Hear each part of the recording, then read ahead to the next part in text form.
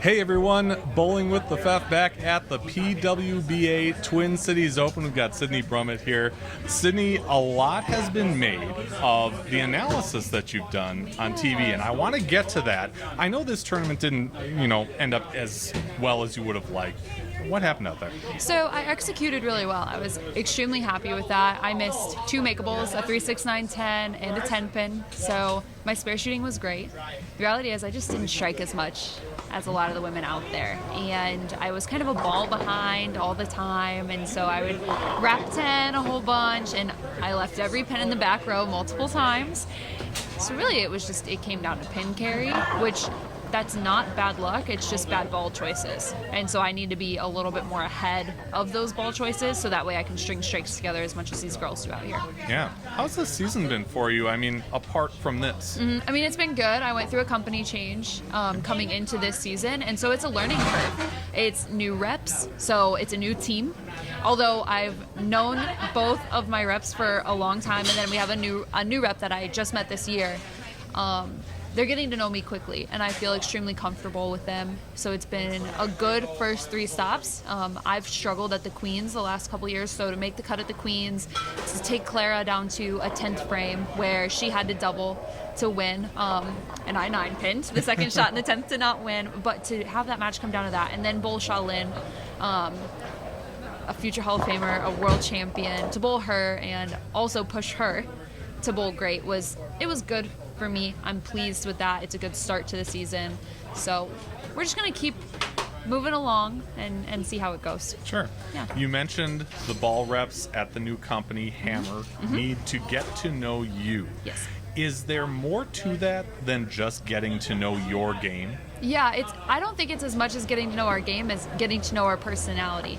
They have, 2-3 frames with us max to get a decision right. So understanding our body language, the shapes we like to see, but more just how to communicate with us. Like, they're in the arena with us. We're bowling. Some of us are bowling for, it's my part-time job. So I'm bowling for my money out here. It's getting to know me and how they can communicate with me the best, so that way we can get things done quickly and efficiently, and I'm in a good state of mind. Yeah, okay. Like I said in the beginning, I got to get to the analysis part because, what you've done on TV has been really, really good. Thank and a you. lot of people have said that, not just me. Thank you. So tell me about that. Is that something that you wanted to do? Is it something you asked to do? No. Where did it all come from? No, I was sitting on my couch, and I'm on the PWBA Players Committee.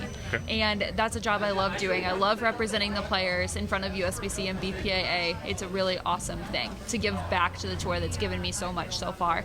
And so I was on the call with Jason Thomas, clarifying some rules, just making sure I understood them. And he said, "Hey, by the way, I have a question." And I was like, "Oh, okay." I thought I was in trouble. Yeah. And he said, "How do you feel about being trained to do the college shows?" And I was like, okay. I kind of lit up because the women we've seen do the shows, they're so smart. They're Hall of Famers. They know their stuff. I immediately think of Carolyn, Deandra, and Kelly. Yeah. And so I'm like, oh man, what a compliment, mostly. And I was a little bit overwhelmed. And I said yes before I could even think. And then we got to the college shows, and I got really nervous. Because I'm like, man, this is somebody else's day. I want to do them, do right by them on these shows.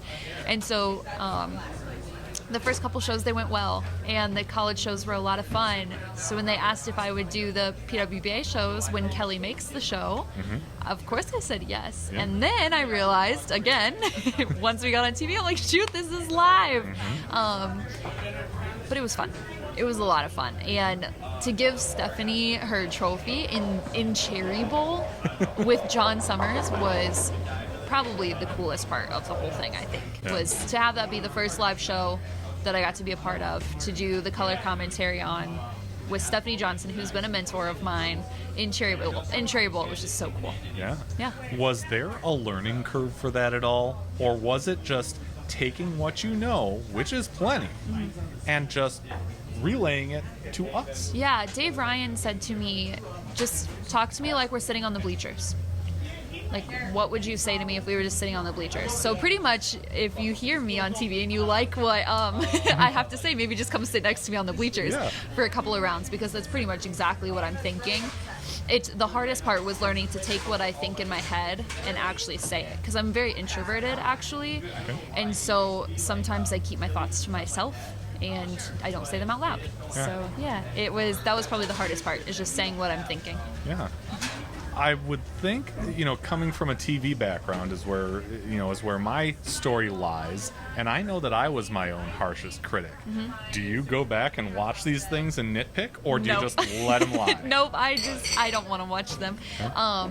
The thing I was most scared about was the interview at the end of the show, because that is, at that particular tournament, it was Stephanie's moment, and so I wanted to make sure that, my questions didn't draw attention to me, they drew attention to her. And so that was the biggest thing, but I don't want to go back and watch. I think I'll nitpick myself, and that's not good for my mental well-being. Sure, fair enough.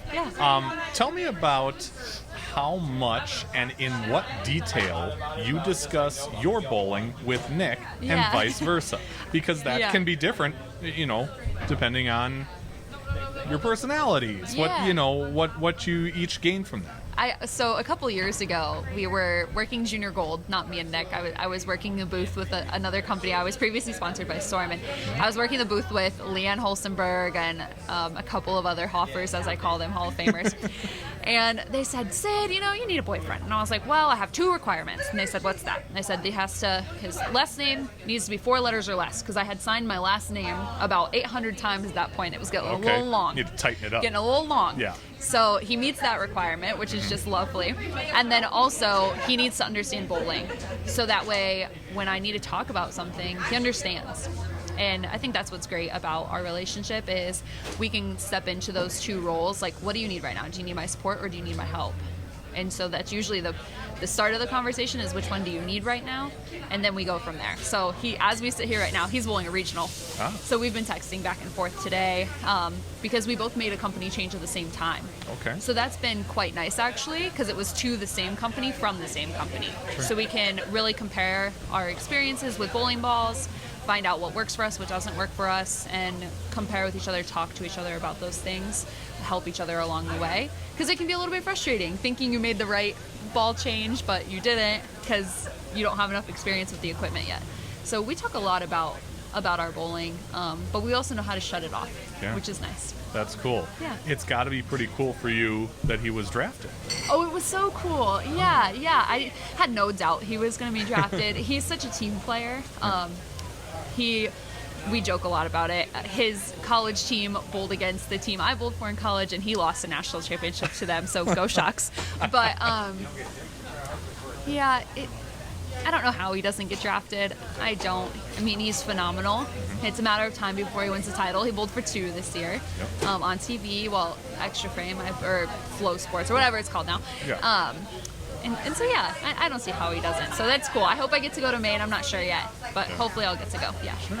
How about what's next on tour? I mean, you've got events coming up, but you've also got this analysis thing.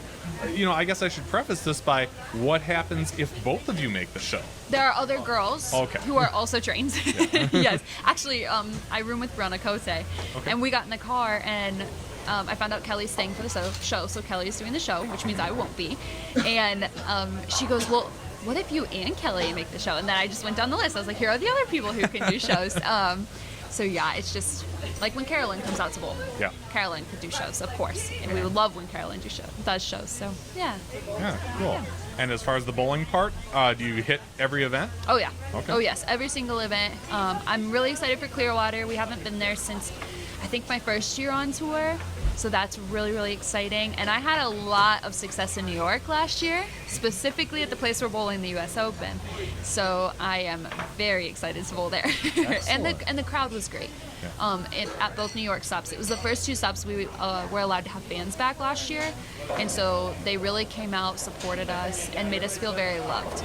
So now that we can have full capacity, because I believe we were at half capacity when we allowed fans back, to have them there, to have their support for a swing and the US Open, will be really, really cool.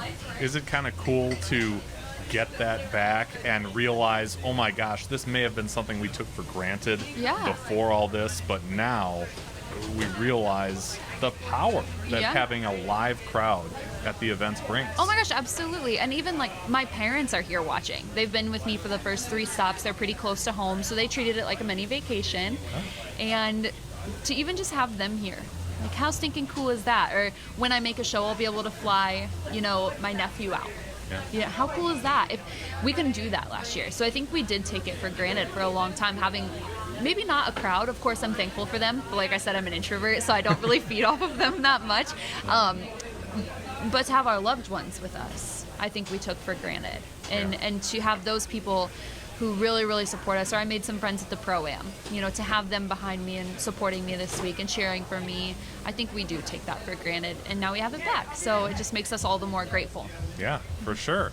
Well, continued success to Thank you. both on the lanes, in the booth. We will be watching in either case. Sydney Brummett, thanks so much for the time, and thank you for watching. Be sure and check back on the channel for more content here from the PWBA Twin Cities Open.